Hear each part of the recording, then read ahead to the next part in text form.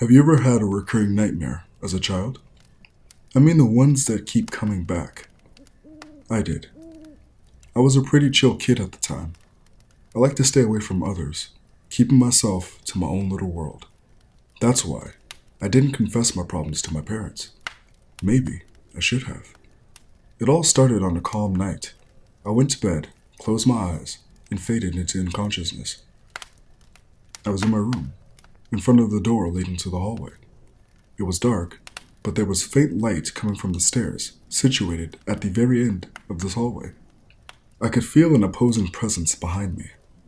I couldn't move. I couldn't turn back to see the thing. I was just standing there, shivering in the cold. Then, it spoke. "Would you like to play a game?" A game? What kind of game?" I responded.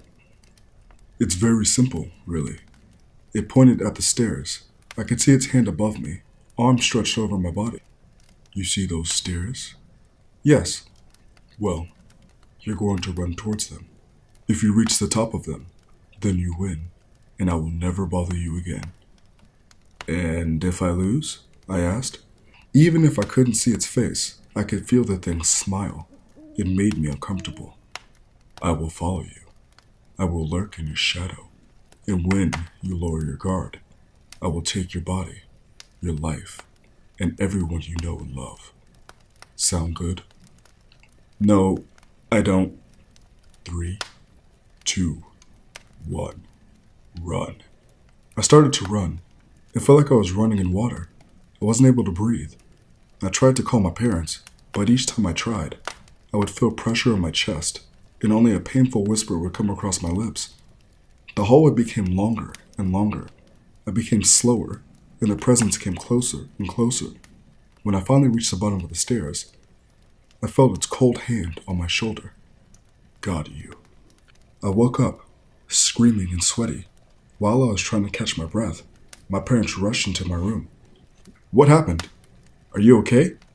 Yes, I assured him. "It was just a bad dream."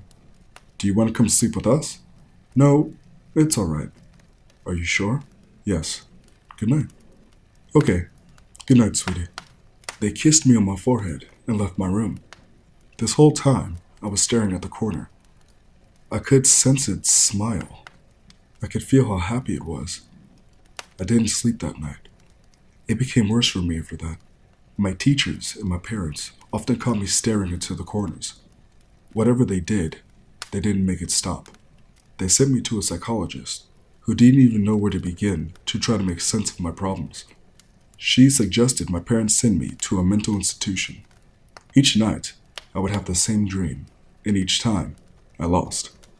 It lasted for a whole month. One night, when I had just woken up from the same nightmare, I didn't feel the same as usual. I was pissed. So pissed. I wanted to stop this nightmare. So, I closed my eyes, forcing myself to fall asleep. I was back in that room.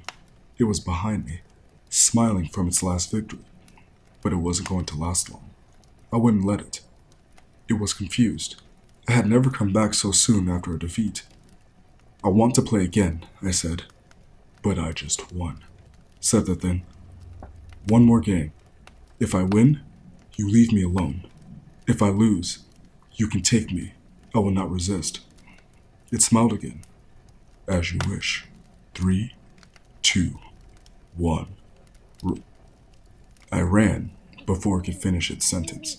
I ran like I never did. I did not call my parents. I knew it was no use. I just ran.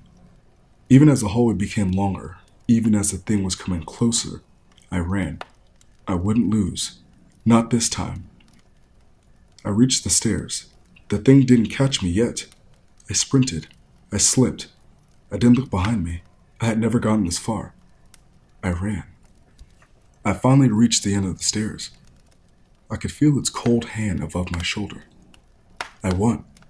For the first time in a month, I smiled. I turned back to face the presence. A wave of pure anger hit me, making me stumble. The dark figure just looked at me. It started to fade away. But just before it disappeared, it said, "You might have won this race, but the others won't. I will be back, and I will take you and all of those you care about. I will get you again. I woke up in my bed instead of the corner. I looked around my room, not finding any trace whatsoever of the dark figure. I felt relieved, free. I finally won. Things went much better after that. Everyone's concerns went away, and I went back to live a normal life. I am still afraid of the dark to this day, even though I know I beat him and I have nothing to fear. After all, it was just a nightmare, right? Today, though, I caught my little brother staring into a dark corner of the living room. When I approached him to see if everything was all right, I froze in place. It was there. It was smiling. Got you. Thanks for joining us around the campfire. If you enjoyed the story, subscribe below. Also, hit that notification bell to be notified of our new stories as they are posted. If you have a story you'd like to share for narration, submit it via email, and you may be hearing your story next. Our email address is in the description box below. Thank you, and good night.